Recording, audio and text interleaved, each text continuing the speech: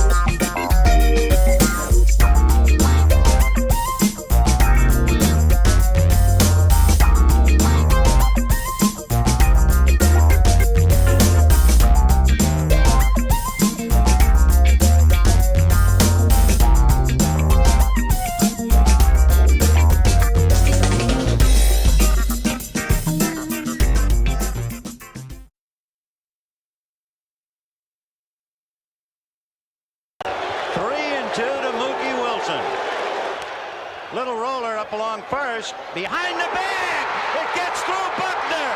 Here comes Knight, and the Mets win it.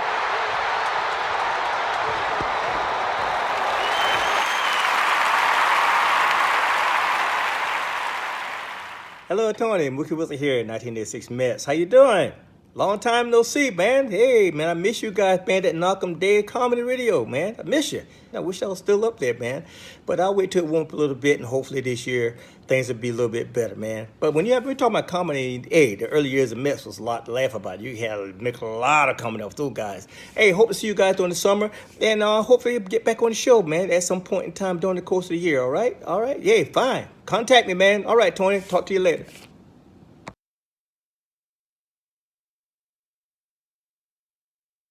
Hey, how do you say there, people? It's Johnny Brennan, creator of the Jerky Voice, also of Fox TV's Family Guy fame.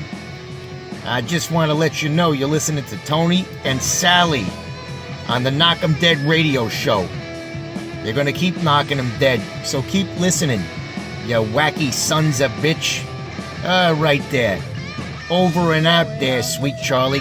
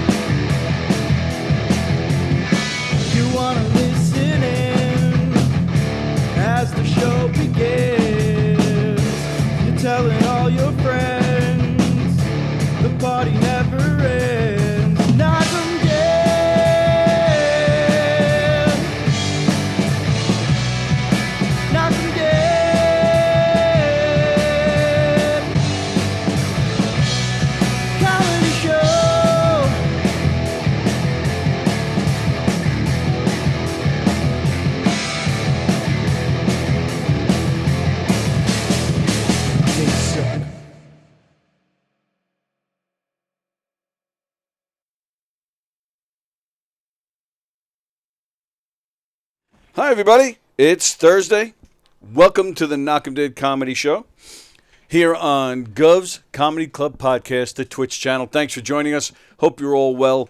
You see the graphic above my head. Please share this show all over your social media. Share the link. You don't have to wear those if you don't want to. My microphone's attached to it. That's why I wear mine. So please share the link to the show and tell everybody you know about all the great shows on Gov's Comedy Club Podcast. We're excited. I'm excited. Alyson is here. Hello, Alyson Chadwick. How are you? I am great. Good answer. Fantastic. Nice. So we were just talking before we went on the air. You said you bought lottery tickets this morning. I did, but, yeah. But you said you never really do that. No, I do it every now and again, but I just forget about it. And Feeling then lucky today? Not really. Oh. I just, why not? I was there. Sure. And yeah, usually I remember when they're picking the numbers. I'm like, oh, dang it. Too late to get a ticket now, I guess. Right. Well, yeah, you're right, because that was actually last night, right? Isn't it Wednesday nights? This one I think is tomorrow night. Well, yeah, they wouldn't have sold you a ticket for last night. For yesterday, but Right. it could be next week or some other. It's Friday, June 9th. All right. Nice. Well, good luck. Did they pick the numbers or you picked them? I don't know. I just let them pick it. All right. So let's get to the obvious stuff. How crazy was that last night? Oh, it was nuts. It was like, I think there's a horror movie like that, The Mist or something. Oh, yeah? With John Carpenter or Stephen King or somebody. That's what my house looked like. Yeah. Horror movie. I saw the picture you posted. I think I picked. Do I have a picture? Oh, I do. That's a view from my house last night. Well, I keep saying last night, but it was yesterday afternoon. Yeah, yesterday, 3 in the afternoon, I thought it was like 8 o'clock at night. And I went to make a phone call. I'm like, oh, no, it's after business hours. I'm like, it's 3. But it did have that kind of vibe, yeah. The house was dark. Everything was dark. Yeah, My it was cats weird. Were freaked out. Oh, really? Yeah. Yeah, they didn't know what to do. I don't know. They got all. Maybe they could smell it. I think. Oh, yeah. It smelled pretty bad. Well, yeah, that's what I kept hearing. Like it was like a bad barbecue. People. Yeah. Yeah. And it was weird because I was laughing. Vicky. Oh, there we go. Vicky says The Fog. Oh, The Fog. Yeah. That's the name of the movie. Oh, okay. New York Girl. They said on news air quality was like smoking 22 cigarettes to breathe in. Crazy. Yeah, I heard if you were out there for an hour straight, it was the equivalent of smoking 1 pack of cigarettes. I'm glad I wasn't outside for an hour straight. Then. Me too. Yeah. Although I did feel bad, like I was driving and I saw construction workers and stuff, and I thought about that. I was like, those guys have been smoking packs of cigarettes All day. Yeah. Yeah, I saw that too, and I felt really bad. And my eyes got really watery yesterday afternoon. Eyes in the throat, right? Yeah. Crazy. And Insane. I've been to places like Delhi, India. Oh. And I would say it rivaled Delhi, India. New York did yesterday. Well, is Delhi, India, like kind of like that regularly? It is got some of the worst air pollution in the world. When I I didn't was know there, that. I had a really hard time breathing. Really? And I was going to Kathmandu afterwards. Mm-hmm. And they said, oh my God, Kathmandu is so dirty. And I thought, I'm going to die in Kathmandu if I can't breathe Really? here. And that's dirty, but it was much cleaner. There's fewer people. Oh, okay. Wow. Yeah, that's tough. I don't know. How do you live like that? That's why so many people in Asia wear masks all the time. Yeah, it's right. It's not because they're germaphobes. It's because the air is bad. Right. And yeah, people here make fun of them. Bosie, so basically everybody saved on a pack yesterday. Yes, Jeff, you saved some money. And I was laughing because Joey Cola posted a video. He was live on, I think it was Instagram, and he was down at Jones Beach. And Joey's a big nature guy, so he loves the beach. He raises butterflies. He has gardens. He races butterflies. He raises butterflies. Oh, raises them. What you I said? said he Races? races them. Yes, I'm it's like, I an wanna see illegal. that. Yeah, it's an illegal gambling thing. And My money's on orange number 2. And as he's doing live, he's reading the comments and stuff. And sure enough, he reads one from his daughter. It says, "Dad, get out of there and get away from the bad smog." Smog. Yeah. Yeah. Sorry, I had a brain fart there. And he obviously, I mean, he went live a little before 1 o'clock, and that was when that's when all of us started to take notice. Yeah. So he had no idea what his daughter was talking about. He's like, it's not that smoggy here. It's a little cloudy, but it's not that bad. Like he had no idea. And I wonder how he felt afterwards. But I thought that was funny to watch. Yeah, I bet. New York Girl News also said yesterday New York City had the worst air quality in the world. Yeah, I saw that too. Really? And she put world in capital letters. So it's not just in the world, but in the world. Just to be clear. Exactly. How serious yes. it is. Wow. Shanghai is that crazy too, says Vicky. Wow, man. I don't know how they do that. It was kind of freaky, man. yeah. I guess you adapt. Mexico City is pretty dirty too. Yeah, you think you adapt to that? Oh yeah, I mean, I was in Mexico City and it was really smoggy, and then it rained, and we were at this marble memorial, and it was white marble. It was black because everything that came out of the sky. Yeah. Air. It was gross. Oh, what the? I couldn't do that. I mean, maybe if you grow up like that. Yeah. But growing up here and then I wouldn't be able to move there and live with it. Goodness, that's insane. So it turns out 9.4 million acres have already burned in Canada. Roughly 15 times the 10-year average, according to Canada. Warm, dry conditions were expected to persist in the months ahead. Although wildfires are common in Canada, it is unusual for blazes to be burning simultaneously in the east and west, stretching firefighting resources and forcing the Canadian government to send in the military to help. Hundreds of U.S. firefighters arrived in Canada, and more are on their way to help. So, yeah, of course we are. Good for them. More than 11,000 people have been evacuated from their homes in Quebec.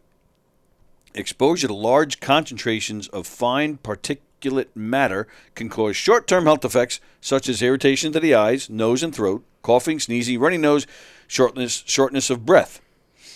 Exposure to elevated levels of fine particulate matter can also worsen medical conditions such as asthma and heart disease. People with heart or breathing problems and children and the elderly may be particularly sensitive. Of course, irritating the lungs is an issue. If you go out, consider wearing the N95 mask. It says our people. Keep indoors, windows, and fireplaces shut. It is recommended that you run your air conditioner on a recirculation setting. What if my air conditioner isn't even on yet? Yeah, I was wondering that myself. Although it's on in here. Yeah, my house is still pretty cold, so. And I have Airbnb people coming to my Airbnb tomorrow. Thank you for that segue. There you go. I was about to ask you that. So, yeah, I've been learning a lot about you now that, I had to do my research since you're coming in here. So, yeah, tell me about the Airbnb. And then, of course, I want to get to the Newsday thing, too. But yeah, tell me about the Airbnb. I moved back to my house. My grandparents built it in 1961. Oh, wow. And they'd already put in a basement sort of apartment. There was a working fireplace and a bedroom and a pseudo kitchen and sliding glass doors out to a patio. So I redid the whole, put new walls in, new floors, new furniture, new kitchen. Most of the bathroom is new. And I opened it in the auspicious time of April 2020.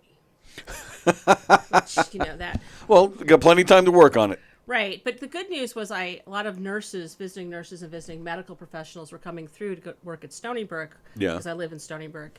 And so I did rent it out to medical people for the first 9 months. Oh, nice. Almost exclusively. Oh, that's cool. Yeah.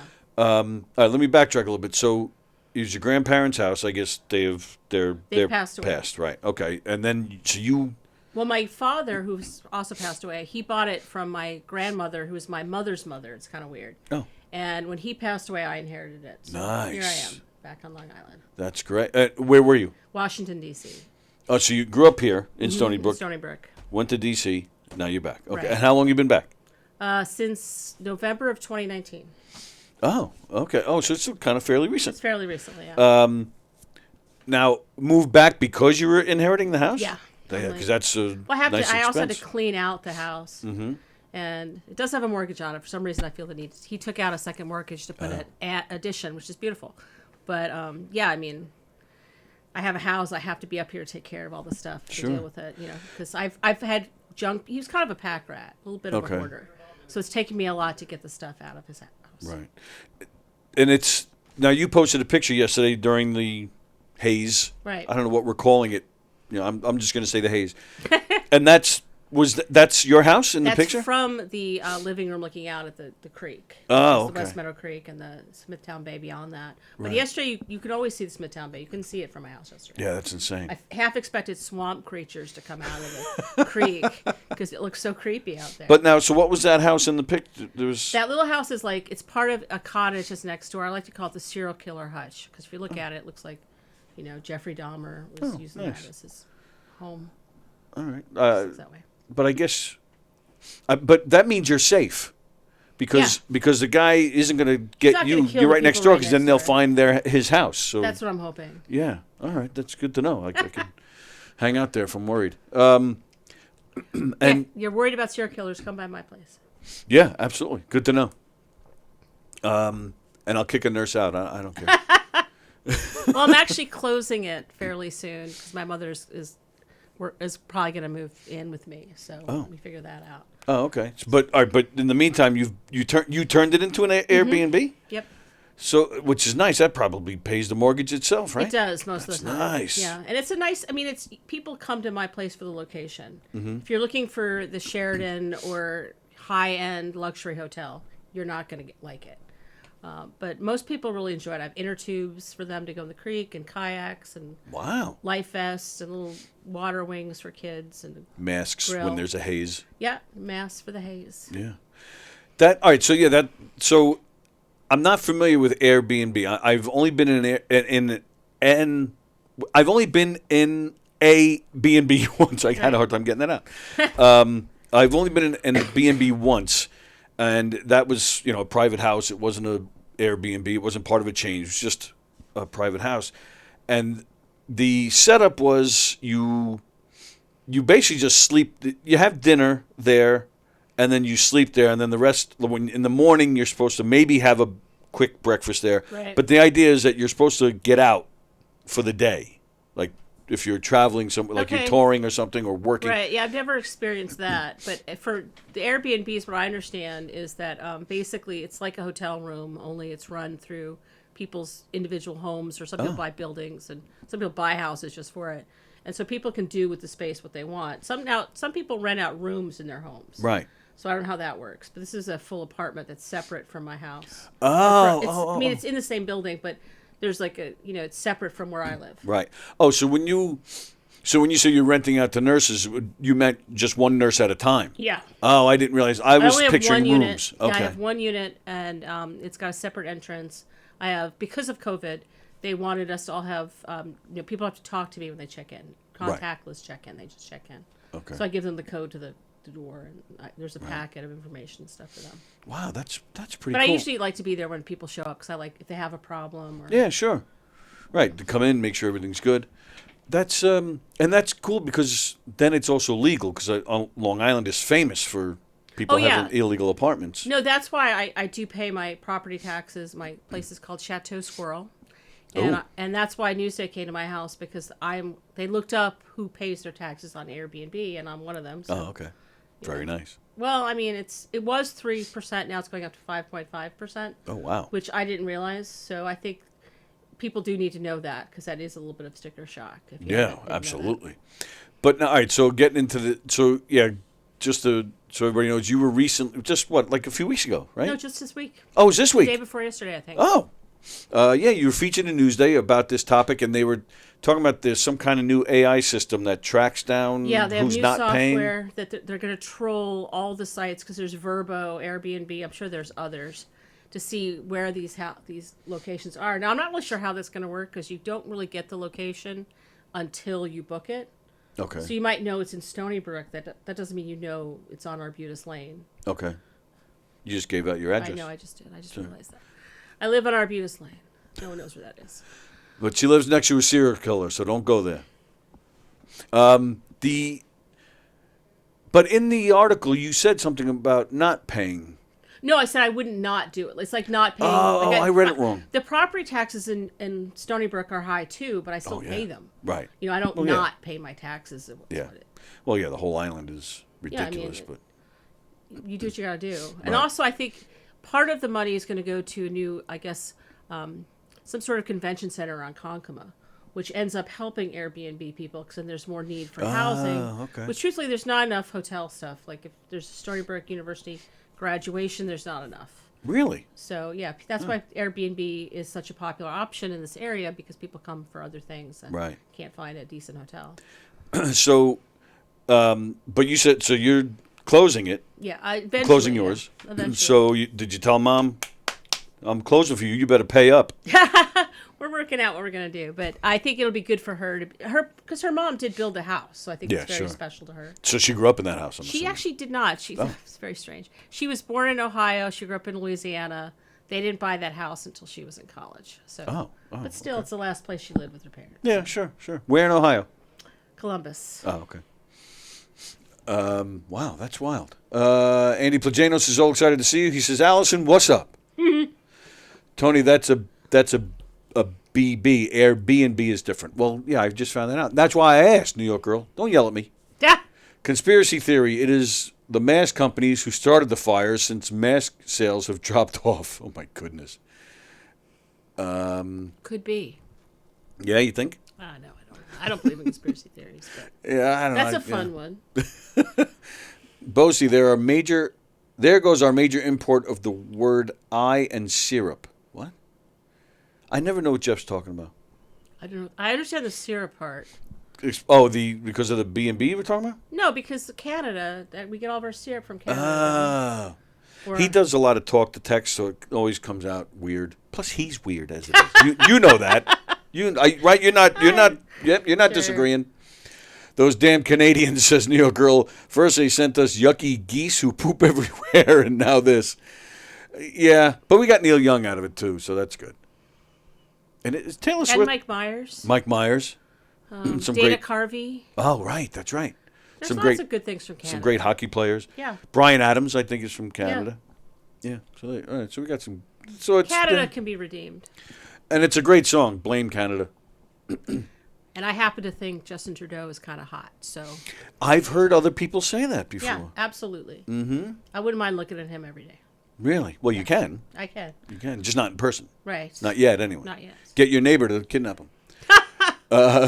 Let's see. Newports and 5 blunts a day had me trained for this shit. Just another day for the blimp. That's from Fat Jay.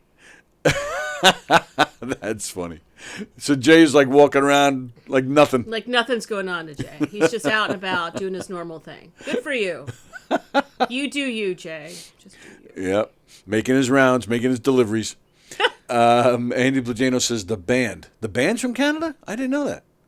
Rush is from Canada, speaking of... Vicky just said that. Yep. Rush is from Canada, yeah.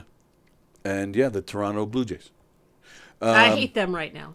You hate them right now. Why? Because they beat the Mets? Did you not see how badly they beat the Mets? Of course I saw how badly they beat the Mets. So they're on my bad list. And I saw what the Braves did to Alonso last night, and I got to be honest, he kind of had that coming.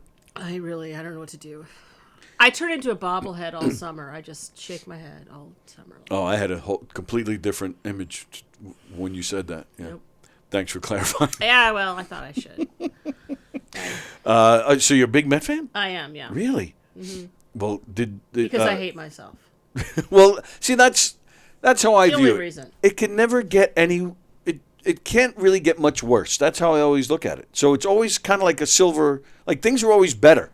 Even like last year, they didn't get anywhere, but at least it was a semi-exciting season. Yeah, but this year it's not even a semi-exciting. It's just. It is though, because things are so up and down. Why don't they just come to my house and beat me up for 162 games? If that's what you're into, that's a totally different story. That might be less painful than this. This past weekend, I hung out with Mookie Wilson. Oh my God! I have a baseball signed by him. Really? In my upstairs bedroom. Yes. As everybody should. Yes. Why in the bathroom? In the bedroom. Oh, I thought you said bathroom. I keep all my memorabilia in the bathroom because I know everyone's going to end up there. You go to someone's house. That's a good idea. Got my pictures of famous people, all of it in the bathroom. In the bathroom. Yeah. That's what I get for asking a stupid question. Plajanos, my ex-wife is also from Canada, so this has been very triggering. Don't worry, Andy. I'll throw in some Hicksville references, make you feel better. Yeah, hung out with Mookie Wilson. It was awesome. He's my all-time favorite Met, too. I love him. Yep. I named my cat kind of after him. Kind of? Squirrel Montana and Moose Wilson. So I wanted Moose and Squirrel, but I wanted okay. Wilson. That's cool. Moose and Squirrel. I like it. Yeah. That's funny. Yeah, and supposedly Mookie is going to do this show at sometime in July. Sweet. Oh my God, you have to. Oh, I'll tell you. Absolutely. It's one of those things where I won't believe it till I see it. Yeah. Because it was supposed to be last week. Oh. And then it was, of course, can't make it. Did you watch the Met Hall of Fame induction? I did. What was up with those hideous blue jackets they gave them? They didn't fit. They Right. were wrinkled. Yes. They were. What color was that? And who can we fire? Because that was Right. ridiculous. They all look good, and they look like what? I did notice that they were wrinkled. It looked like Like they didn't fit. right. They got them off the rack at Marshalls or something. Well, this is what bothers me. The color. Like, how about? Here's a genius idea. How about making those jackets in Mets colors? that's what I said. That's what I expected. Yeah. You see Al Leiter? He looked so good, and then he put that jacket on. It's like he just came from Sears. He's selling insurance or something. Yeah, I was thinking like real estate. They look like bad real estate brokers. But you know what I also didn't like? They got these things in the outfield, like those big, like placards or banners with their faces on it, and that like the guys are inside of it, and they open the door and they come out. Like, What is that? I was praying that Al Leiter was going to walk out and go, "Do not go in there." I was praying that he was going to do that. That would have been hilarious. That would have been hilarious. Like, what are those things? I love that he spoke for 7.5 minutes. Like, they told me to keep it to 3. I'm like, you talk as long as you want. Absolutely. You deserved it. And they're going to put you in a hideous blue thing. You should speak for hours. Just go on. I mean, and that's why I like Citi Field, and it's a beautiful stadium, and I love how it's open so you can see from no matter where you are. Yeah, I love the stadium. But I don't know, it still just doesn't scream Mets to me. No, well, it's based on Jackie Robinson. And Right. of course, we all love him, and I'm not trying to disparage him, but he was never a Met. Right. And I know people are going to hate me, tweet me mean things. That's okay. Alyson H. Chadwick on Twitter. Feel free. I love hate mail, so go for it. Nice. But I mean, like, it doesn't. And Shea was a pit, but it was our pit. That's exactly how I feel. But we have all the great memories from there too. I know, yeah. Like Citi Field, there's really no. There's no history. There's no spirit. Yeah, I mean, they made the World Series in, what was that, 2015? But still, I don't know. It maybe just needs more time for some special things to happen. Yeah, but Shea just had so many cool things go on there. It was the first game after 9/11 was at Shea. Mm-hmm. Yeah. There's a lot of history built in there. So And I used to go to Camden Yards when I lived in D.C., and it's a beautiful stadium, but it's like a theme restaurant. You have people, and they're eating sushi or pho or wherever they're eating, and they're like, oh, I think people are doing something down there. What do they do? Oh, they're playing a game. Right. And it's like they're not there for the sport. Right. No one was at Shea for the ambiance or the cuisine. All right. They were there for their team. And that's the thing with us Met fans. We're loyal. Yeah. Oh. We're definitely loyal. To a fault. Yes. Wow, the Mets organization being unprofessional. Shocker, says Andy. Yeah, we're used to it. I'm shocked, stunned, and deeply saddened. That's right. There's nothing you can say to Met fans that's going to hurt us because we've been through it all. You Yankee fans lose one game and you get all crazy. Yeah, I did a workshop on roasts, and then I did a roast last week. Oh, really? And I'd never done that before. Okay. So I was really nervous. And people were like, "Are you?" I wasn't nervous that they're going to hurt my feelings because it's going to be really hard to do that. But I didn't want to hurt this girl's feelings. It was the first time doing any comedy. But people are like, "Aren't you scared? They'll hurt your feelings?" I'm like, "Yeah." The girl you were roasting with, it was her first time doing any kind of comedy. Anything. Why would who? It was for this class. It wasn't like a real roast. Oh, okay. But someone said to me, "You shouldn't get so cocky. They're gonna hurt your feelings." I'm like, "It's not gonna." Bring it on, bitch. That's what you said. I said, "Whatever. I'll make fun of myself. I'm okay." And you, I'm sure you kicked her ass. I made fun of myself more than her. Oh. Again, because it was her first time. I didn't want her first time experience being like. That's very non-roasty of you. Yeah, but I felt bad. I don't know. I don't like being mean. That's the problem I have with roasts. Is because if I go to mean, it goes like ultra mean, and I didn't want her to. But that's the point. Cry. I know. Yeah, but I get it. But for the first time, maybe later. It is weird when you're roasting somebody like that, or if you don't know them. Like I never met her before. Oh, you never met her before either? I met her 2 days before that. Oh, wow. So yeah, see, that's... So it's easier to write jokes about me because I know me. Write them and give them to her? Yeah. So how'd it go? It went good? pretty well. Yeah, it was fun. And how was she against you? She was pretty good. Oh, she was? She didn't have that same I don't want her feelings opinion, which is good. I was very happy about it. She was funny. Did you have like a B list in case she went there? You're like, she brings it on. I had stuff. So you were like, give it. You always have to have a plan B. I like to have Absolutely. plan B, C, D, E, all down the line. Oh wow, you're prepared. You gotta be. I'm not. I don't. I go feel that far. better about things when I'm more prepared. Oh, all right. So, and I guess that's the case for your comedy too, huh? Pretty much. How's that going? Pretty well. I'm doing the contest tonight in Bohemia. I was going to bring that up. That's on my list. Yeah. The Long Island Laugh Off continues tonight at McGuire's, right? Yep. McGuire's out in Bohemia. If you like to go check it out, go support our pal Alyson.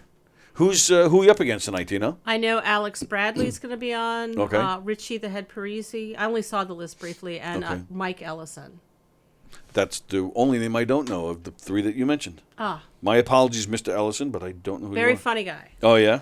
He hosts a open mic in somewhere, Scotty's Pub, and Alex has one on Farrell's in Ronkonkoma. Right.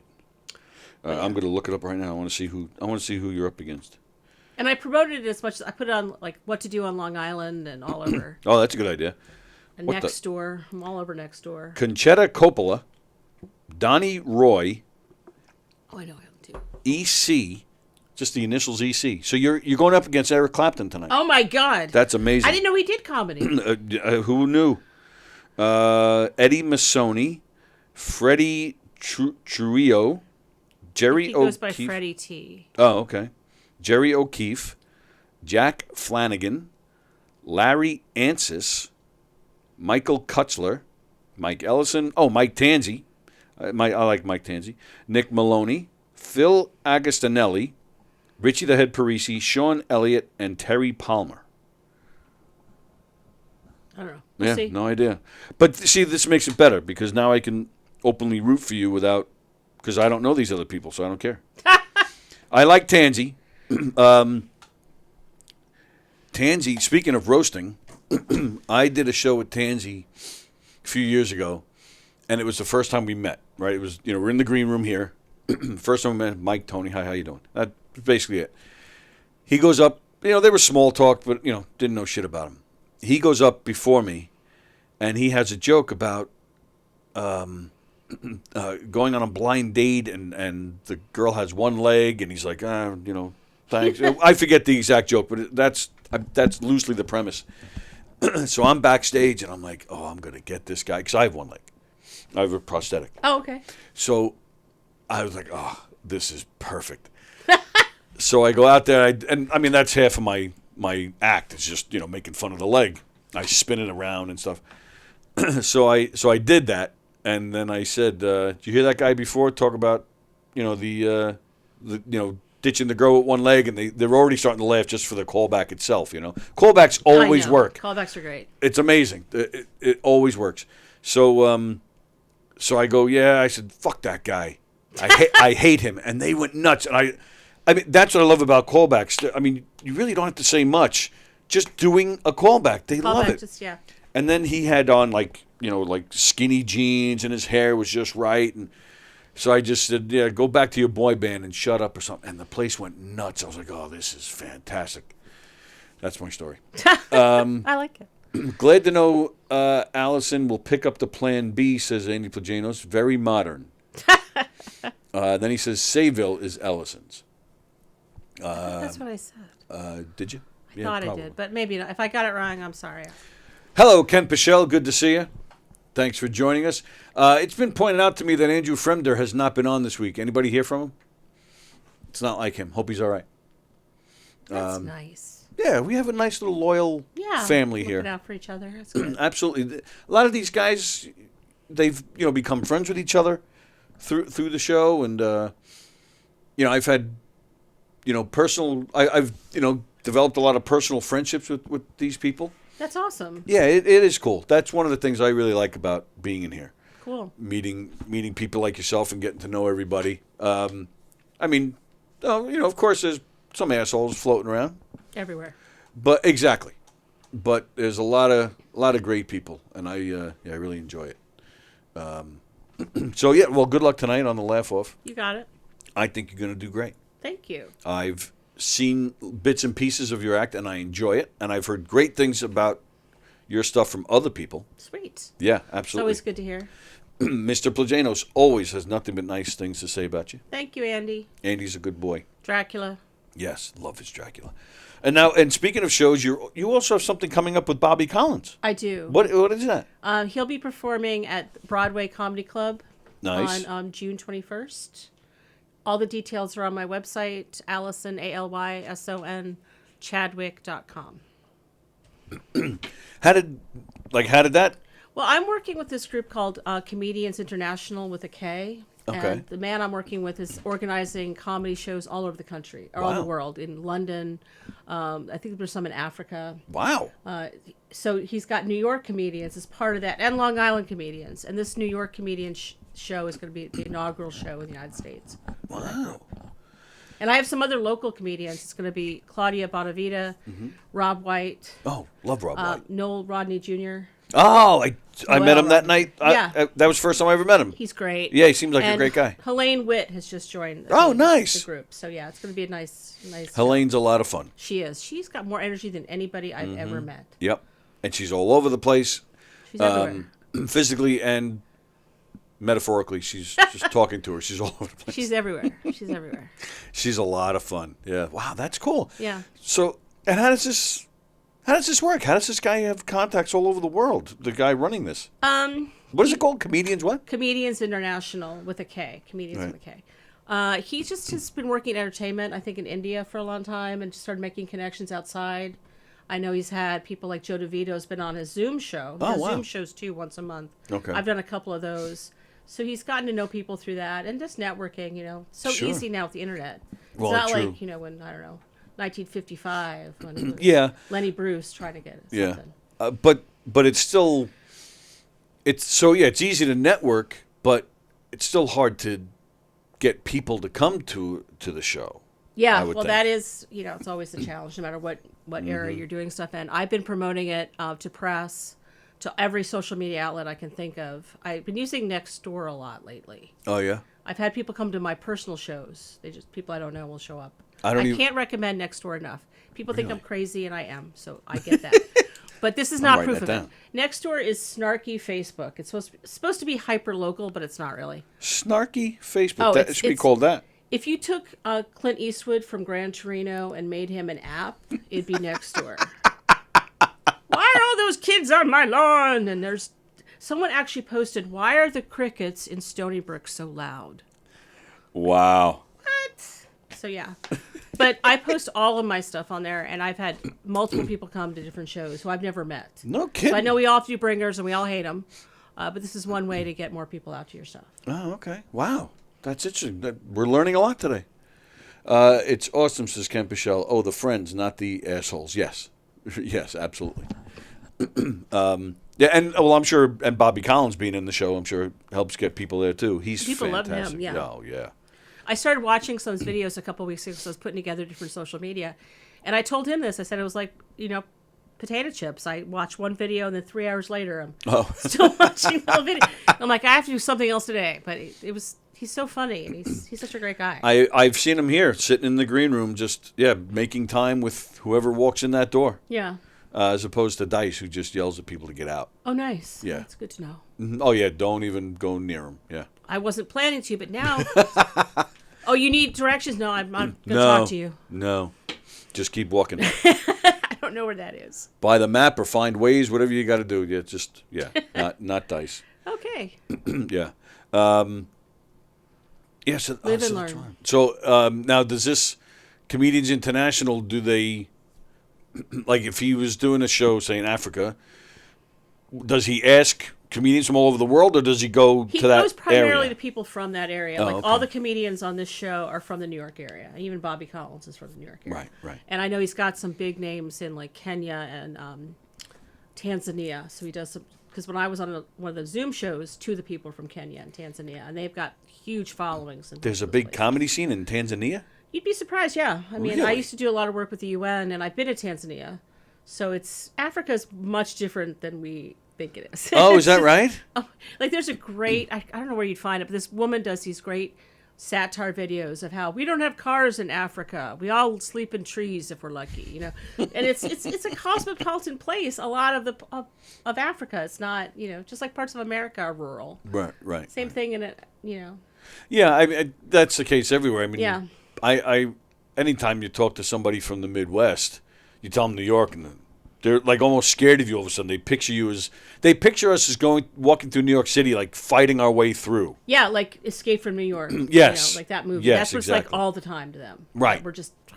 Right. And they don't know how to act around us. Yeah. Yeah. So everybody has their stereotypes. But I never even heard that about Africa. I mean, yeah, I and you're right. I admit it. I do. I picture it being, what you see on TV, The Save the Children commercials is what yes, I think of. Yeah. yes. And I mean, when I was there, this is a long time ago, but we were at this hotel which had dial-up internet, and we went to the Serengeti to go on safari. And by the time we came back, they'd switched to satellite, and it was like blazingly fast. So they make and also they leapfrogged, I think that's the word, over us in terms of phones because they went from no phones to cell phones.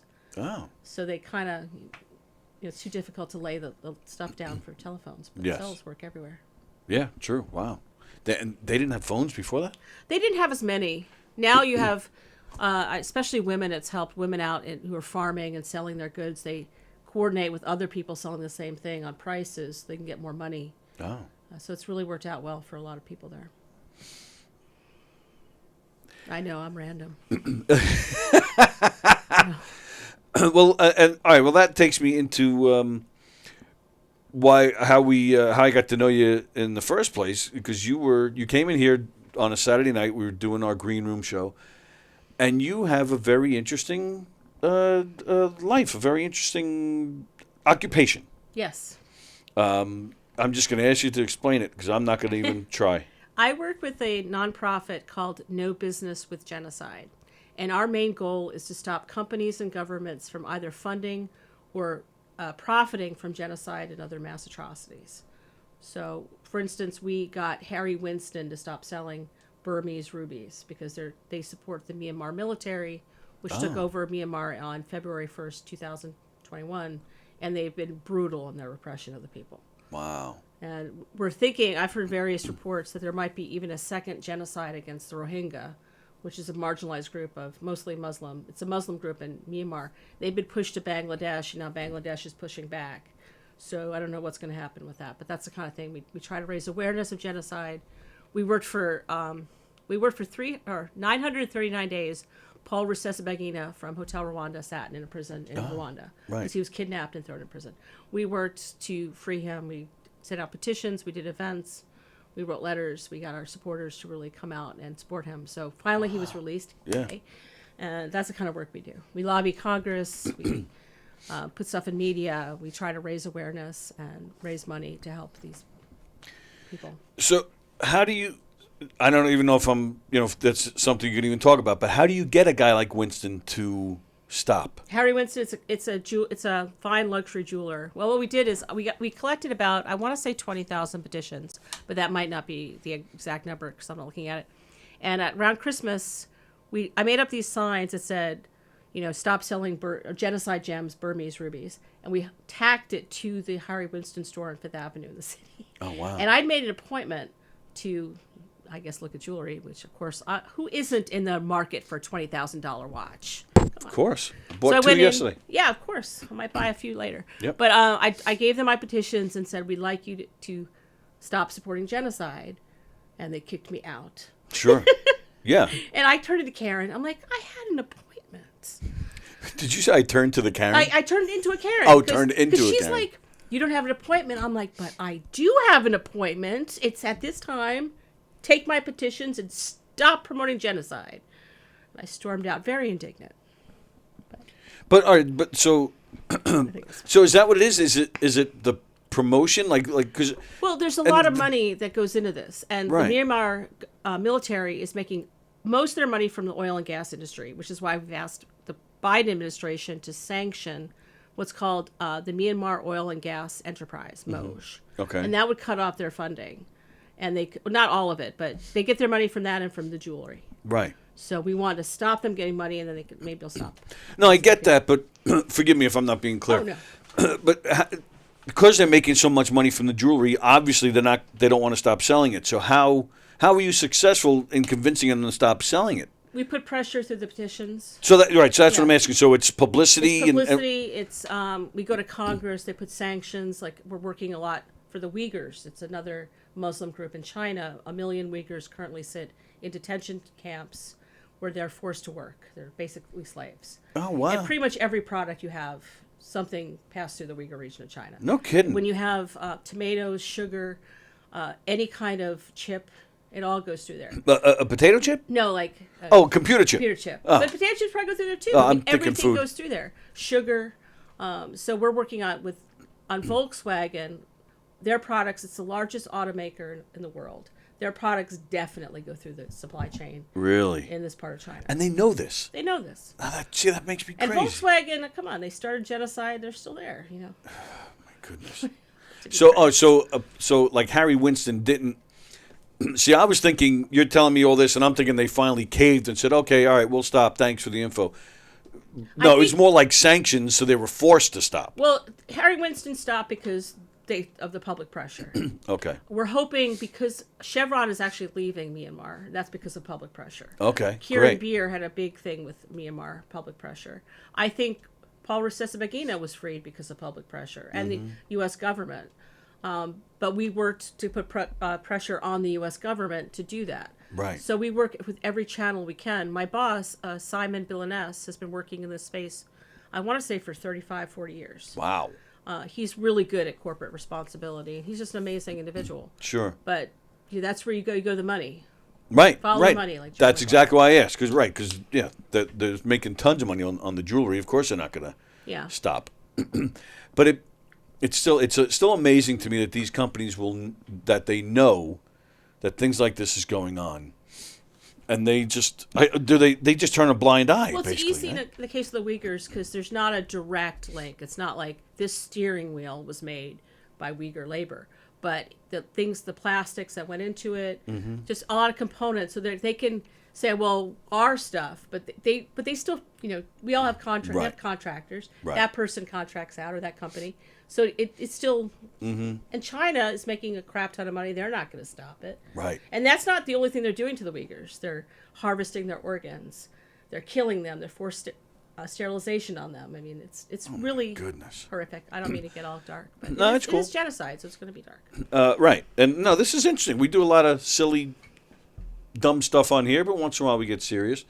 And and I'm assuming too, if they're, what is it, Uyghur? Uyghur. So if I'm a Uyghur, like getting up in age, I'm useless, so I'm sure they probably kill you off, or if you break an arm or something. I think they're trying to re-educate them. China, as opposed to, the Chinese government doesn't want religion, and they practice their religion, so.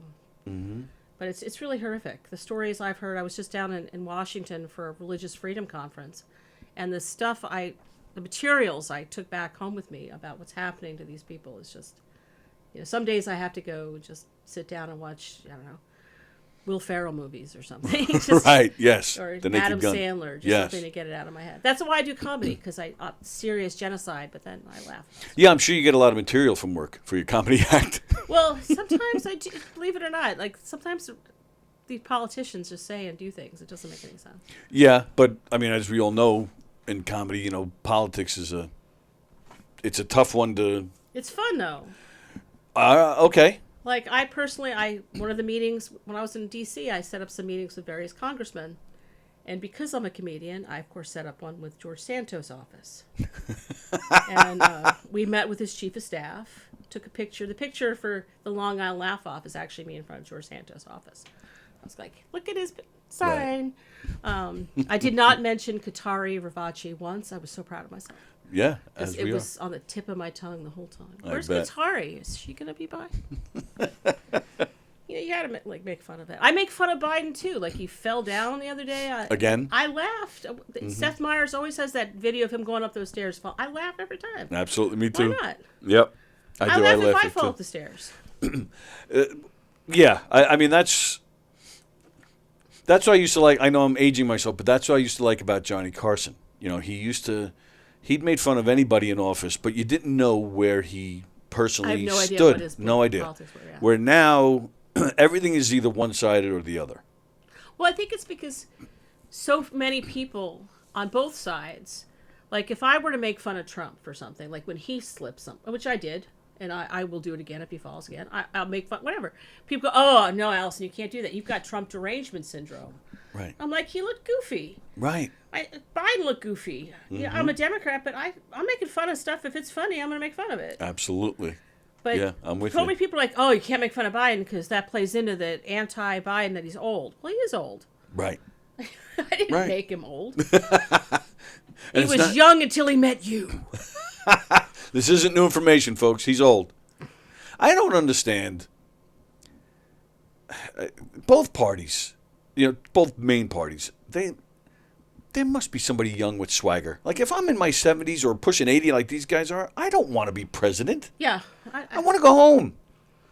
I don't want press hounding me everywhere I Right. go. Like Bill Clinton, I worked for Bill Clinton. Oh, did you? Apparently, yeah, I did advance work for him, which if you don't know, it's if the president goes anywhere or a candidate, a team of staff go ahead of them and set up their trip and stay for the trip. Mm-hmm. But I think he was always trying to get away from the Secret Service. Oh, really? I think he did it a couple times. No kidding. Snuck away. Like, I wouldn't want people following me all the time. Yeah, It'd sure. freak me out. How did he do it? Do you know? I don't know. I think he was That's I think fantastic. it was at a restaurant somewhere in Europe, and it was just really crowded, and he was able to slip out a back door. Wow. Just for like a few minutes. It wasn't like he was days later. Right, Clinton right. watch. Where's Clinton? Probably smoked a cigar or a joint or something, went Maybe, back who in. knows what he did. He wanted a minute to himself. I get that. Mm-hmm. Oh, absolutely. Yeah, And he that's- loved being president, so I don't think it's just... regardless of political sides, like him and George W., to me they just look like fun guys to hang out with. Yeah, I don't disagree with their politics, but again, that doesn't matter. yeah. If we're going to hang out and listen to music or watch a bowl game or something, they seem like the kind of guys you'd have a great time with. And I worked against George W. for 2 years. I worked on the Gore campaign, so I wasn't... But yeah, if I could have anything in the world, one weird fantasy, I'd have him take a picture of my cat. He does portraits of cats now. Gore does? No, W. W? Really? I'd love to have him paint. I had no idea. Really? I'd love that. Yeah, he's a big painter now. I had no idea. Wow. I wouldn't have thought that. Who do you think, whether they were president or not, who is the perfect president for you? I don't know if there's a perfect president. Or the closest thing to it? I think, And it could be anybody. truthfully, right now I'm going to go with Barack Obama because he was so calm all the time. And Yeah, he sure. was so intellectual, and he really took things in and thought about them. And I feel like there was no scandals during the Obama 8 years. Yeah, right. Like there was none of the crazy. I mean, maybe it's because Trump followed him, and there was just such a circus. Whether you like the guy or not, I don't think you can really argue that Trump took it to a higher level of No, craziness. he took it to like the Jerry Springer area. Yeah. And that's fine if you like that, but I like not being like what Yeah. happened in the press conference today, because nothing really exciting should. It should be like, I agree. we're still here, dollars, whatever, but Right. like not. I hair on personally fire. don't think that level should be associated with our president. That I respect the office. I always tell the story. A buddy of mine went to see Bill O'Reilly once, do one of his shows, like not taping of his show, but like a live appearance, a live show. And he mentioned Obama was in office at the time, and people started booing. And Bill O'Reilly stopped the show, and he said, "You guys are booing our president." Yeah. And knock it off. Like he kind of got on them a little bit. And I'm like, yes, that's it exactly. We all know it's no secret Bill O'Reilly does not really like Obama, but he was still respecting the office of president. And we've lost that. We need to bring down the temperature a little bit. Yes, absolutely. Like, I'm on Nextdoor a lot for things to make fun of. And I'm in this political group. And it's a MAGA group. They're all mad. They're always like, "We don't like you. Go away." And I'm like, "Well, I don't like you either. But I'm here to show you. A, I want to see what your position is, what you're thinking, and B, I want you to see that not everyone agrees with you. Right. Which is fine. But the minute you say anything, I don't think that tie was nice on Trump. It's Trump derangement syndrome, and it's like you gotta just dial it back. I like Biden. I do. I think he's done a great job. Is he perfect? No, no one is. But just dial it down. And I agree with what you're saying, but I do believe I believe it's gone extreme on both sides. Oh, to be honest. absolutely. Yeah, it's like we need to, like you said, bring the temperature down and get back to compromising and respect. Like I had a good friend. I've known her since college, a very long time. She came to my house. We went tubing on the creek. We had a great day. And then she stormed out because I support Biden, and she didn't like his policy on Israel, which I don't like either. But she's like, I can't even look at you. And now she doesn't talk to me because we had a falling out over ivermectin because I didn't trust. I'm not saying she shouldn't take. I'm like, I don't know if I trust it. Sure. So now I'm a shill for Biden. Oh, see, that's It's crazy. I love social media. Like when I first got on Facebook, reconnecting with hundreds of people that I lost touch with. I love that aspect. I love being able to tap in and find out what they're doing. You can find out the latest news, the weather, sports. Like you just go on, Facebook or Instagram, and you can get all this stuff and have a good time. Like during the quarantine. Can you imagine if we didn't have social media during the quarantine? Or like during the 1918 pandemic. I'm Right. sure the murder rate went up. Absolutely. Right. So, but the downside, when, I grew up in the 70s and 80s, that was a time when, you would go out and you would be outside all day doing whatever, outside on a ball field, a pool, whatever it was. Running around, riding your bike, doing Right. something. Now you're bullying somebody else. And you can hang out all day with somebody. You can hang out with them multiple times. And never, politics would hardly ever, and I even might go so far as to say never even came up. Right. And you can just enjoy the person, regardless of that stuff. Or if it did come up, it wasn't like a Civil War situation where it's Right. brother against brother, where it's like, oh, you don't like my candidate, well, I can't talk to you. Right. Or you don't believe in this. Like, we can... I have lots of friends who don't agree with me politically. Right. That doesn't mean we're not friends. I'm friends with Tucker Carlson. Oh, yeah? Yeah. I texted him after he was canned from Fox News to see if he was okay. Yeah. Just Oh, because he's that's a nice. nice guy. I'm Yeah. also kind of friends with Chuck Todd, so I did the same thing. Like, you can have friends. Your politics don't influence how I think of you as Right. a person. Exactly. I mean, if you Right. go out and burn a flag or That's different. put on Right. a KKK outfit, that's a little bit different. But Right. that's Absolutely. actions, not just. Exactly. Right. That like a lot of the stuff you're hearing about lately with, I don't know, pedophiles trying to get more acceptance, and the drag queens, getting into elementary schools. Like, yeah, it doesn't matter what side you're on politically. I think just morally, we all agree. But that's not happening. There's no drag queens trying to get into elementary schools. You got George Santos complaining about drag nuns now. Like, these are not real problems.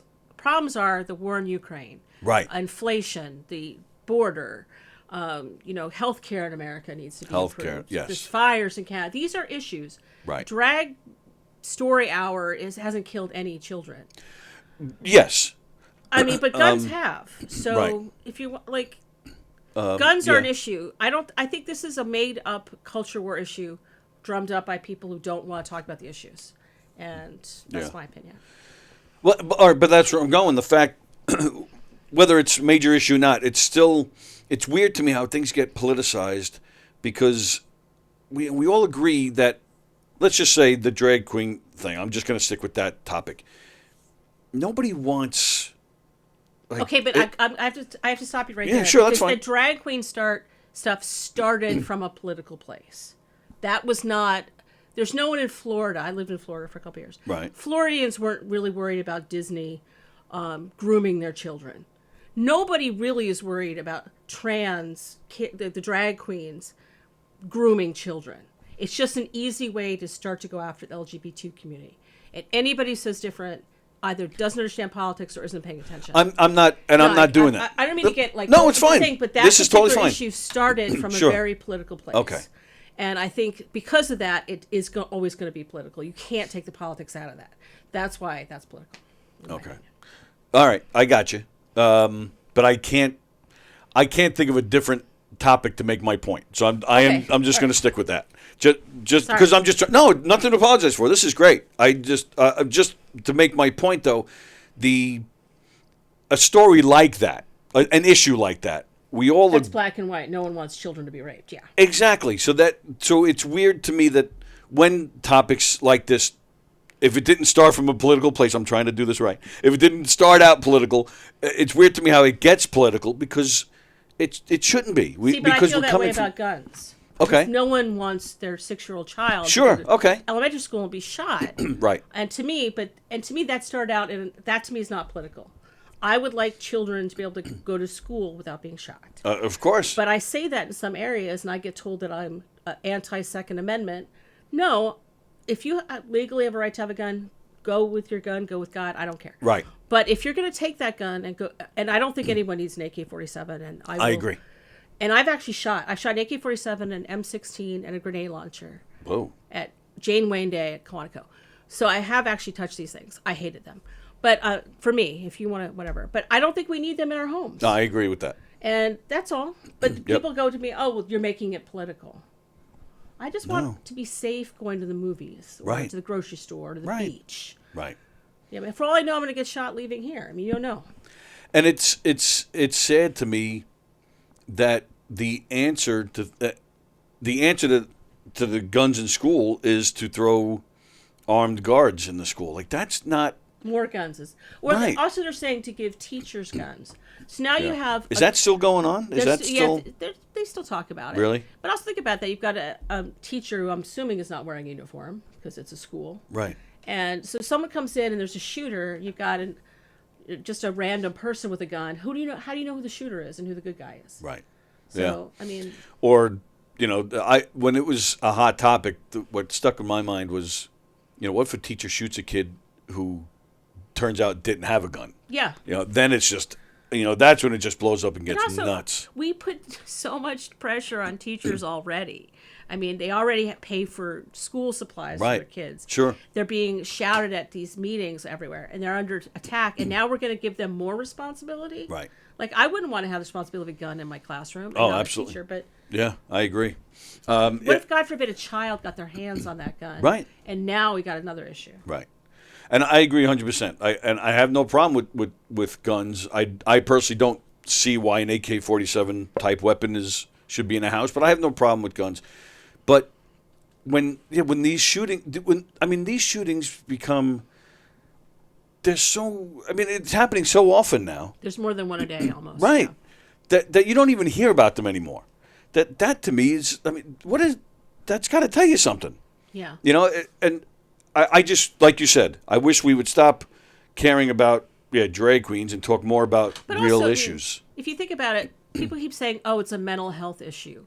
Every country on earth has mental health issues and mental health problems. We're the only country that has a gun problem. Right. And people will say whatever they want to say to me, but that's just truth. That's not.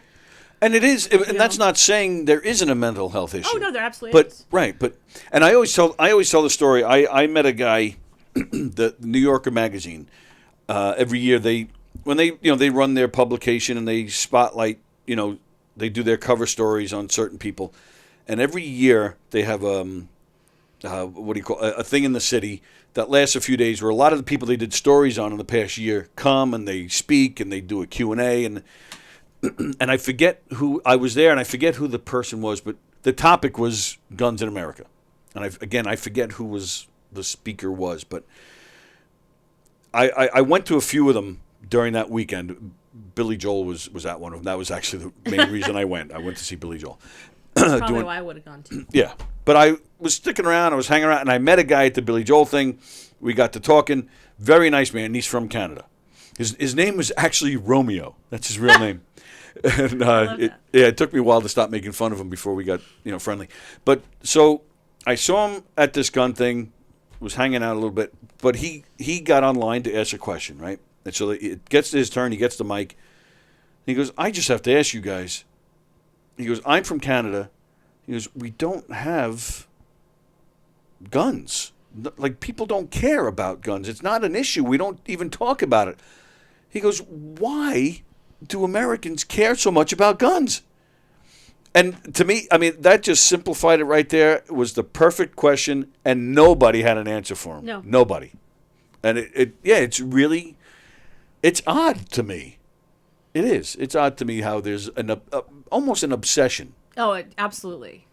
I don't know if it was it's Phil Graham, a senator. he said, I have as many shotguns as I need, but not as many as I want. Like, how many can you use at a time? Do you have some like, I don't get it either. Or people who say I used my AR-15 to hunt. You gonna really eat a deer you just shot up with an AR? Right. No, right. you're not. And again, I have no problem with guns, and I'm as wrong as it is. You hunt. That's your thing, and I'm a big meat eater, so I really don't have a place to. I really can't say much about it, but beyond that, I've done twice in my life skeet shooting. I loved it. Really? Thought it was so much fun. Absolutely. So again, if you're going to be safe, you're going to do it right, not in the hands of kids, fine. I don't have a problem, but I still don't understand. Yeah, the obsession, like, and you see these guys sometimes, driving their pickups, and like they got the camouflage, and they got you just. Especially you see it in an urban setting. Like, right. Maybe if you're out in the middle of rural, whatever, the camouflage I don't get. But, like, maybe you have these weapons because maybe you're in Alaska and there's bears. I don't know. Do what you want. Sure. But, like, people will be in some, like in Gainesville, Florida. I was there for 2 years or a couple of years. And people would go to the grocery store and they're packing, like... That's heavy, too. Yeah, sure. You really think you're going to get hurt in Publix? You need to have that much weaponry? All right, but you just said something interesting, like a bear. Yeah. I guess I would want an AK-47. I never thought about this before. I guess I would want an AK-47 if I'm in my backyard and all of a sudden a bear is running at me. Like if I take 1, 2, 3 shots with a gun, and in my case, I'll probably miss. So maybe I'd want the AK-47 so I could just completely blast them. But that depends on where you are. If you're living in Nassau County and you do that, you're going to shoot everybody on the street. And yet, again, you have to be in like Wyoming, someplace where there's no one else around. But, and I'm sure maybe you've seen it in comedy or living a life in politics. Like, I'm sure there might be some people where you're like, you know what? Who's going to miss that guy? I'm totally joking. All right. You cool with us taking a phone call? Yeah, absolutely. All right. Hi, honey. Hi, Pooh Bear. Hi, how are you? Great. I am loving this discussion on guns. Oh, cool. Thanks. Okay. So I'm not pro-gun. I'm not anti-gun. Right. Okay. So we had one of the wonderful amendments put in there where everyone's allowed to bear arms. Correct. We agree? Yes. Moving on.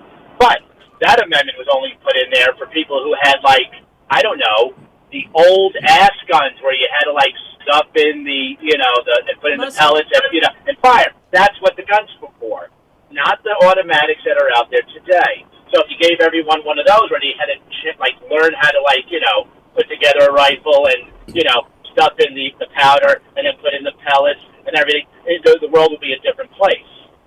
So moving on from that, why do we have so many guns in America? Okay, let's check out our economics that we have a problem with. And then why do we have locks on doors? Because everybody is honest. We have too many people in America, and everybody wants what everybody wants. So what do? They steal, they rob, they hold up. And then because of the way everything is ran, the mental stability in America is horrid, which makes weak-minded people, which increases the amount of things that happen in America. Why do we learn so much more about it today? Because we have social media. Congratulations, I closed my case. And then you have guys, who are just not mentally stable going out and doing shows in a dress. Well, that's only because they get hired by sexy bald men. We don't have one of those. Oh.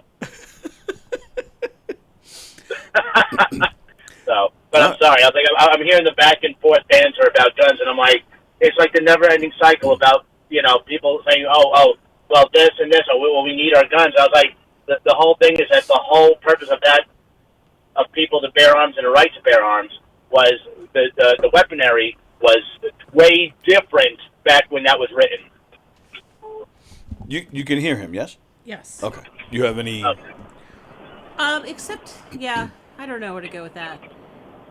There's one point I did want to make for everyone to know that you talked about the Second Amendment, which does mention a well-regulated militia, too, which is nothing we have going as well-regulated. But in a Supreme Court decision, Heller versus D.C., as we all know, very liberal Judge Scalia said that the government actually had the right to decide what kind of guns you can have. Oh. So, Well, that's interesting.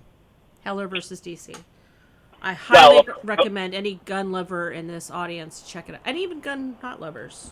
Check it out. Did you say hot lovers? Gun lovers. Oh, gun lovers. Heller versus DC. Well, as much as I would love to go ahead and break out my Al Pacino version of Scent of a Woman, no, like I said, for me, like I said, there's too much bullshit that goes on, and the whole thing is that none of us right now in the studio on this call, we're not going to do a thing about it. We're going to complain about it. We're going to talk about it. We're not going to do a thing about it, but sit, complain, and then hopefully someone hears our voice. But, well, I am going to disagree with that because you have someone here who, works very hard on certain issues. So no, I have no problem with advocates and people doing things. Like I remember Danielle Asher, who was, she advocated and she done a whole bunch of things. Yeah. And, and very, very nice woman. Yep. But I know so many people who put in their time, but at the end game, you just sit back, watch the parade, and then the most important thing above all of that, June 16th, check out me and Mike Keegan and friends in the Giggle Room. Yep, June 16th, right here in the Giggle Room. Very nice. Oh, Giggle Room. You guys have a great day. And love you all. Take care. Bye-bye. Thank you, pal. There it is. Jeff Bosey checking in. Mm-hmm. All right, so what he said at the end there interests me the most, because usually what he says doesn't interest me at all. Obviously you do feel that, you're proof of it, that speaking up, raising a voice, conversations like this, this is how it all begins, right? To get something done. So, yes, at the end there, when he said that at the end of the day, nothing changes. I don't believe that. Yeah, history can repeat itself, but I wouldn't say you're not getting, that nothing changes, though. If nothing changed, we'd be speaking in British accents right now. Yeah, right. So things can change. And there was a pretty decent bill that was passed last year in the Congress for gun control with waiting. I don't know if it's a waiting period. So I have to look into it more. But it is possible to make progress. It's just we have people who are so opposed on either side, and they won't let any compromise happen. That's the part that really stinks. There has to be compromise. Right. I mean, people are upset about the debt ceiling deal, which I actually think was a pretty decent bill. I don't think it was bad. It wasn't perfect, but it's not going to be. I don't expect that. Okay. But we can't default on our loans. Like, I can't just, Right. tell my bank, I decided I'm not going to pay my mortgage this month. I mean, they're not going to.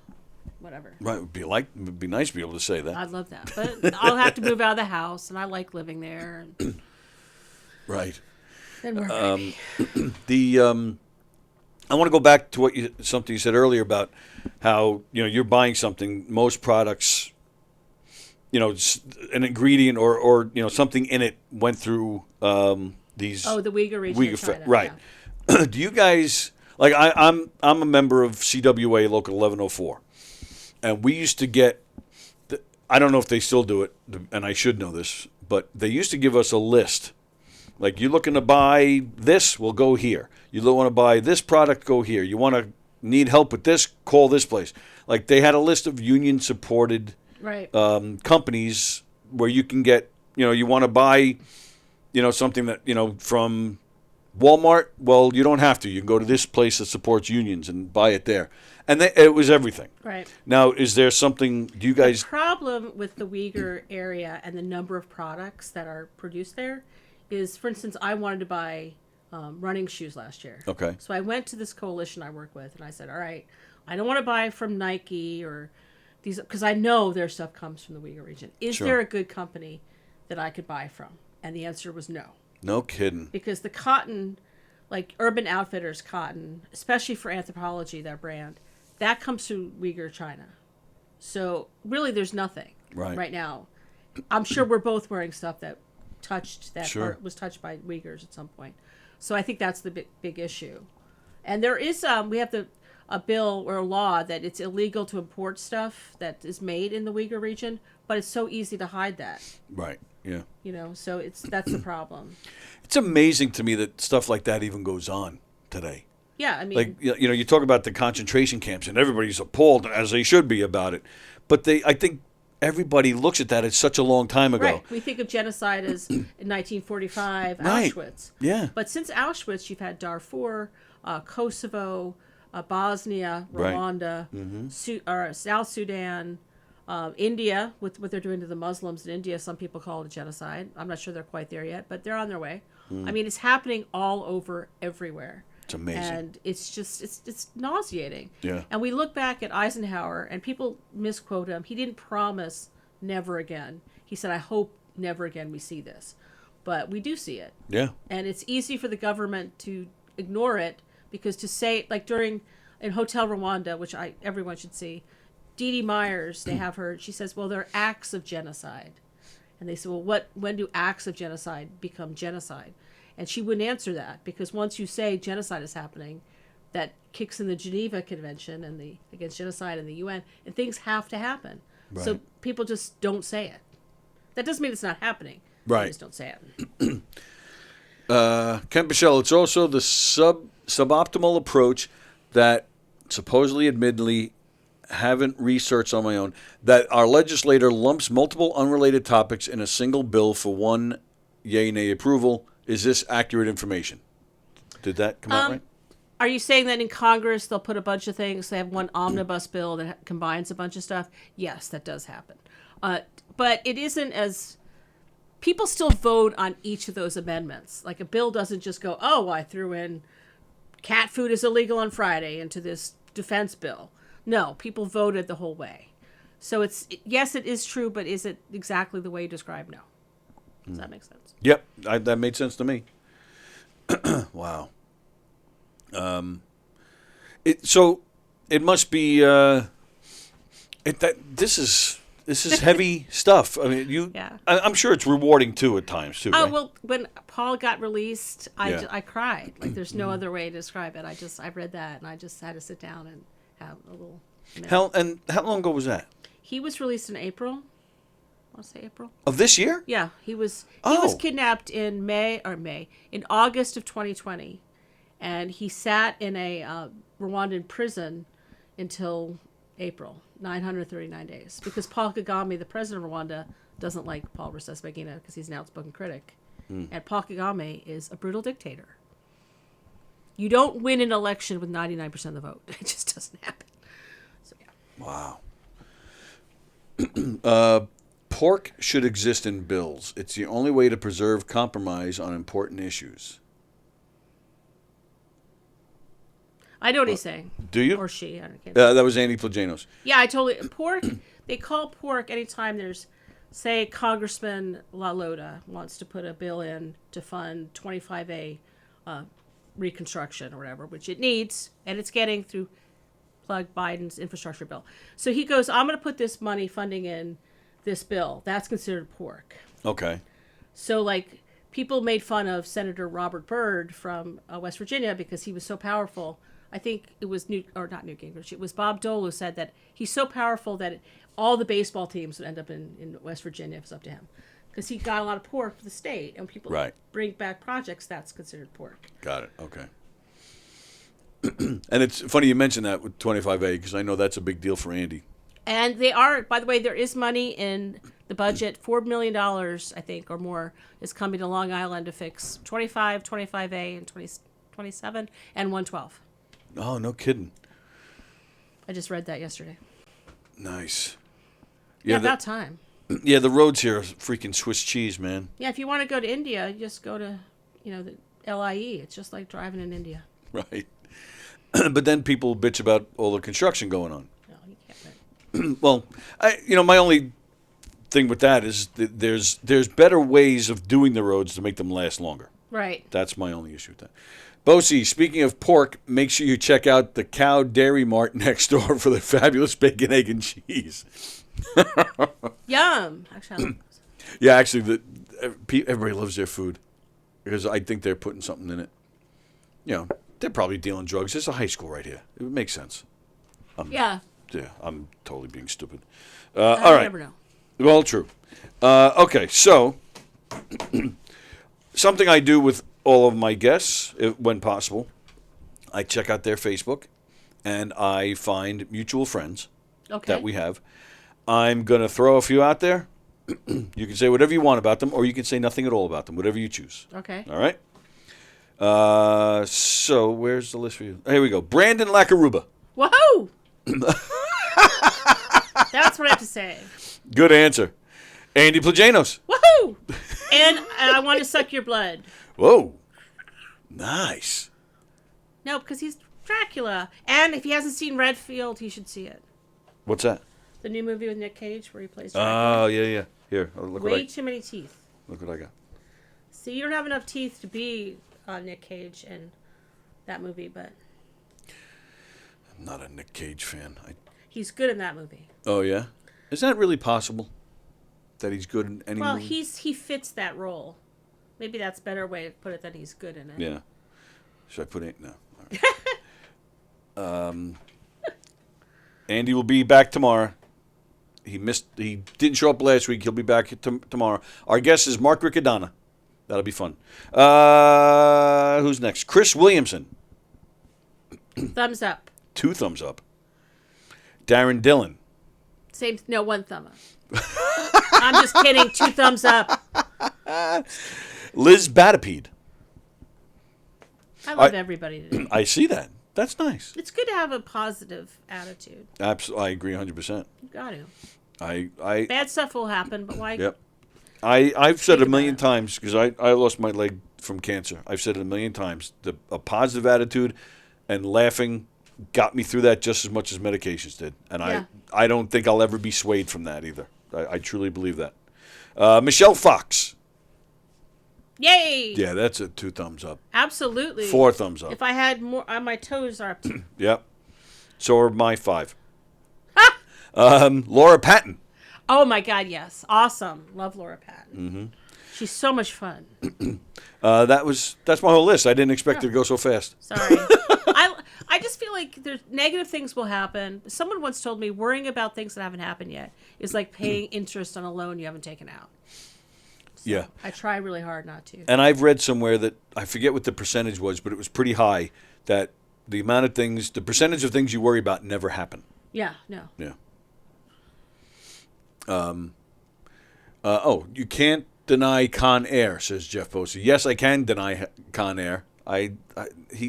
There's very few movies Nick Cage was good in. Raising Arizona. That's one of them. Moonstruck. Yes. Moonstruck only because I think he basically played himself. Yeah, he didn't really act a whole lot. Right. And I can't think of any other movies at the moment. Now, Face Off is a great movie. The Rock is a great movie, but he sucked in them. I'm sorry. I didn't see either of those movies. You didn't see either one of those? No. You never saw The Rock? There's so many movies I haven't seen that you'd be like, oh my God. Really? Yeah, Like what? E.T. You never saw E.T.? No. Wow, because you're too busy saving people from prisons. I was little, I thought it was scary, and then as I got older, I'm like, I heard they made scientists look bad, and then now it's too late to see it. Well, all right, they did make scientists look bad, but it's just a movie. It's make-believe. I was very serious as a child. Is that right? Yeah, I was very serious. I started volunteering on political campaigns when I was about 8. 8? I'd go door to door handing out literature for a local Democrat. How did this happen? My parents, my grandmother was really into politics. And actually, this woman on her street, I also sold Girl Scout cookies, all little kids on Long Island, sure. too, I think. And I brought by my literature from George Hochbruckner, who was a congressman from the East End. And I gave it to this one woman, and she sicked her dog on me. She had this German Shepherd, and he chased me on the property. Holy crap. And like a couple weeks later, when I was coming around with my Girl Scout cookies, she's all about the Thin Mints, but just keep that communist propaganda to yourself. Bitch. I was like, wow. She doesn't live there anymore. Well, good. I hope the dog ate her up. I do too. Bosey, why I watched The Rock was because I touched myself to Sean Connery. Oh, my goodness. Who doesn't? Sure. Vicky says National Treasure. Who? Oh, yes, National Treasure. That was good. That's a movie? Yeah. Oh, I'm not familiar with that. There's a couple of them. That's a Nick Cage thing? Yeah. Oh, I totally forgot about those movies. They're good. They're fun. I'm not familiar with those at all. They steal the Declaration of Independence from the archives in Washington. Why? Because there's a map on it. Oh. Treasure map. Why else would you steal that? Wow. Yeah. Raising Arizona. Yeah. All right. Well, go see. Let's see. Face Off was fun. It's him and Travolta. Yeah, I know what it is. I just Oh, haven't okay. seen it. It's fun. And The Rock is fun. I mean, they're action movies. The plot is light, but they're fun. But I'm sorry. He sucks. God, he sucks. I still haven't seen that other movie did. What is the one he just did? Like Unbearable Talent or something? A Great Genius with Unbearable Talent, something like that. I haven't seen that. No, me neither. There's a lot of movies I won't go see because I don't like who's in them. Well, yeah. I mean, if you don't like the actors, why bother? Yeah. Well, yeah, because sometimes people say, "Oh, that's a great movie." No, sorry. Yeah. Like even Moonstruck, it took me years to watch because I can't stand Nicolas Cage. I can't stand Cher. Yeah, that would be a big hurdle for that movie. I would Yeah. think. I did eventually, just within the past 3 years, I did watch it. Maybe 4 years, but yeah, I couldn't for years because of the two of them. I can't stand Cher. Yeah. I thought I liked her in the 70s when she was with Sonny, but I don't know, the surgeries, and to me, she's just so out of touch and so vain. They all are, though. I do think most of them are. Well, when you have that much money, you're really insulated from what's going on around you. When you're that famous, everyone is nice to you all the time. Right. You have yes men around you. Yeah, and in politics that happens too. Like people sure. say, why did, that person, they know they're not going to win the presidency, why are they still running? Because they've got tons of people they pay around them telling them, oh, you're great, you're going to win. Right. And then, same thing with, Cher or whoever. You're great, you're great. And the president, they don't even, technically, they don't even get paid a hell of a lot for that job. It's really not about the money. It's more about the power. Right. But they get so well taken care of that. Oh, yeah. And they're set for life, there obviously. There are a few things people don't realize that they still pay for, apparently Michelle Obama did a great interview where she talked about how she had to tell the chef, stop buying the top level of every single, because the White House chefs are going to buy. Sure. But just for their own, they're like, they wanted to cut down on how much they were spending on it, and they wanted certain, organic stuff that they wanted to eat. But people, they still have to pay for their food. Yeah, it's not sure. like they've got free food in the White House. Right. And the White House I don't think it's not a great place to live as far as I can tell. Because you're always under the spotlight. Oh, sure. And I don't think I can handle it. But you know that going in. Yeah. But you don't really know. See, I've worked on 5 presidential cycles, and I think I understand what it's like to be a president or run for president more than most people who run for president. Sure. Because I've seen it up close and personal, and Right. it's not glamorous. Oh, yeah. I bet. It's really hard work. I mean, for Trump, he probably did a little bit differently because he just flew in his own jet and then flew back out. Sure. And he did a lot of events at airports, which I've done. But people who go in and actually campaign, it's really hard work. I and this is going to sound silly, but that was something I thought about when I used to watch The West Wing. To me, that show did a good job of showing the hustle and bustle and the craziness. Veep was very good too. I never saw that. Veep got the feel of Washington absolutely perfectly. Yeah. So I actually couldn't watch too much when I was working on campaigns because you need a break. Like one time I was working for President Clinton up in Connecticut, and I was with the press pool, and he was in one room, one part of this house, and we were in another because you always get a separate place for the press to hang out while the president's doing whatever he's doing. And they were watching West Wing, and I'm like, I'm just going to go in the other room and hang do out with something Bill. else. Was he? I bet he was a lot of fun to be around. I didn't hang out with him a little bit, but he's I love President Clinton, and I will go to my grave. I know he's not perfect, but Right. I'm not perfect either. So yeah, I think he's great. I think most presidents you can say did good stuff and bad stuff. So whether you like Clinton or not, I don't think you can argue that there was some good stuff and bad stuff. I'm just saying as a person, though, he's a great guy. Yeah, he I just love seems him. like a lot of fun. All right, so Can I tell you really quick yeah, of course. story? I was, and this is gonna sound weird. At the time, made me nervous to say it, but I was an intern in the White House in '93. Okay. And one day I was sitting outside in the space between the old executive office building and the West Wing, and it was very sunny and bright. And I went out for lunch. I was eating my sandwich, and I walked. Your eyes get was really bright. It's hard to see. Yeah. So I walked into the very dark building, and I went full on into somebody, and it was President Clinton. What? And I was 22 years old.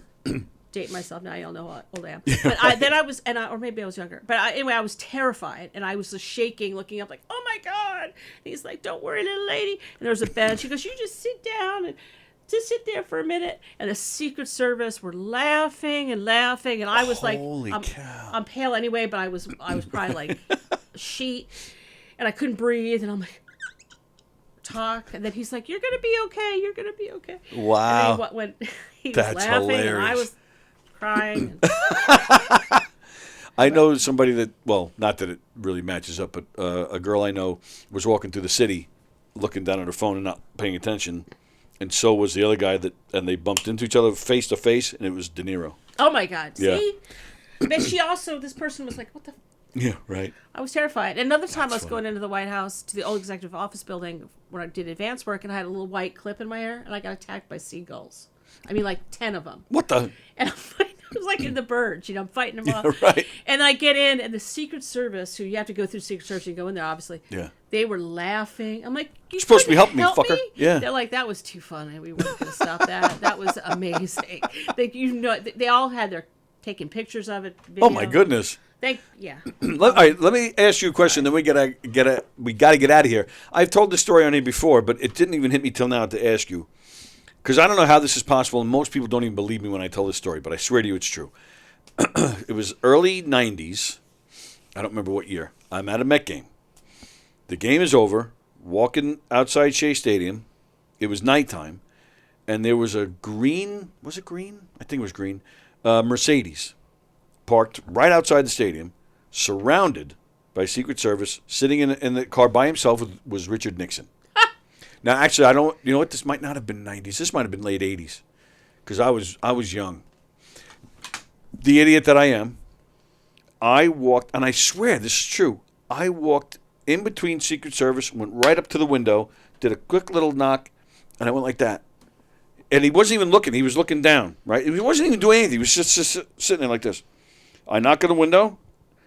He looks up, expressionless, just looks up. I go like that, and he just goes. And I left. That's amazing. But how is that even possible? Well, he wasn't president at the time. But there's still He's still Secret Service protection, but they're not gonna. They're not going to stop some dopey kid from banging on his window like an idiot. No, I guess not. So you believe this? You're the one person that'll believe this? Sure, why not? All right, cool. Because nobody ever believes me when I tell them the story. because It is weird to me how this even happened. Well, you notice, like, I was once with President Clinton in Kansas City, and we went to this barbecue place, some famous barbecue place I should know the name of, and I can't remember. But he went in, and he got his barbecue, and he sat down, and this woman, she's like, "I'm sitting here eating barbecue next to the fucking President of the United States." And I said, "Yes, ma'am, you are." And the reason people can go to that barbecue restaurant, they didn't go through a magnetometer, they didn't go through anything, it's because it's what's called an OTR, an off the record. Oh, no one okay. expects that. So there was no announcement that Richard Nixon would be hanging out wherever it was. So that's why. Oh, okay. All right, there you go. See that? So everybody that doubted me? Doubt no longer. Yeah. And the world was less crazy back then, says Ken Pichelle. All right. Yeah, but still. Really? The world was less crazy? No, it wasn't. You don't think so?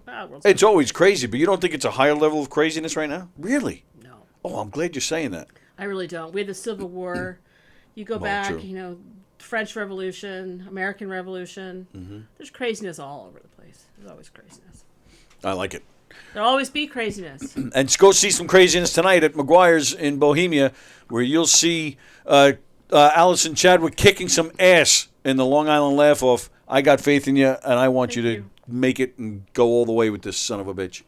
And then the Bobby Collins thing is when? Next week? It is June 21st. June You can go to 21st. the Broadway Comedy Club website or my website to get tickets. And that's 7 o'clock, June 21st. It's going to be a great show. Please come out. And that's the website is what? They can get all information on you? What's the website again? AlysonChadwick.com or the Broadway Comedy Club website. Okay. Well, yeah, but just in general, to see anything you're doing. Yeah. Right. Vicky says, I think it's harder to approach people. Yeah, it's definitely harder to approach people now. And like you said, everybody gets so sensitive you can't even talk about a tie. So, all right. So we're out of here. Thank you, guys. Thank you, Alyson. This was really great. Thanks so much. Today is Thursday. So for those of you, our apologies. I don't know why we're still having issues when Circle the Drain streams live. So they weren't on last night. Why You Like This was not on last night. But Circling the Drain, they recorded it, and they're on YouTube. So you can go see it. And Why You Like This, I don't even think they recorded, so you'll see them again next week. We're back here tomorrow. Me and Andy will be on with Mark Riccadonna, who's playing McGuire's this weekend.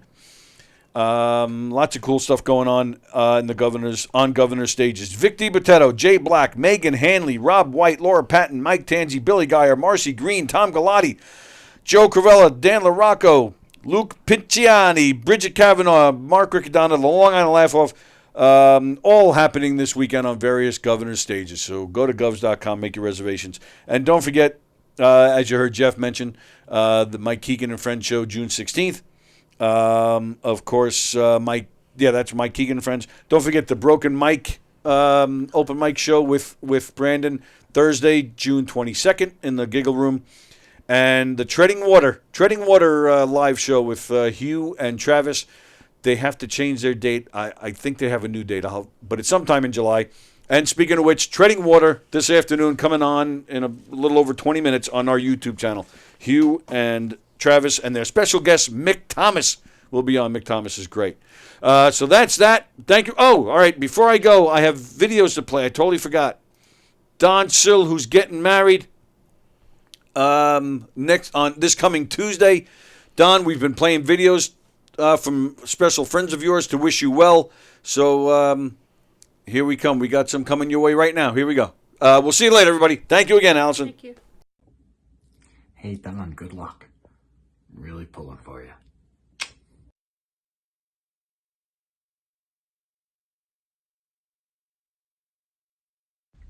So I just found out Don Sill's getting married. I can't believe somebody would actually marry that guy. But I've thought about it. He's marrying that girl, Sally. Wait, Sally's Walker's girl. Or was his girl? Wendy! I knew it. I was just messing with you. Wendy is a smart girl because she figures she'll never, ever have to take out the garbage ever again. She'll never have to kill a bug. And she'll definitely never, ever have to plunge into the toilet for the rest of her life. So she did good. But all kidding aside, guys, I want to wish you guys a lifetime of happiness like me and my hubby, Bobby. I hope you have a great life together. Enjoy your wedding day. And I hope to see you soon. All right. Hey, man, I'm walking through the tunnel of love. Speaking of tunnels of love, I want to wish a good friend of mine, a very good friend of mine, Don, and his fiancée, Wendy. Congratulations. Beautiful couple, great friends, great people. And without them, who knows where I'd be. Be pushing shopping carts over there at the shop line. Don's the man. Don, congratulations. I couldn't be happier for you. And I heard you got yourselves a good DJ.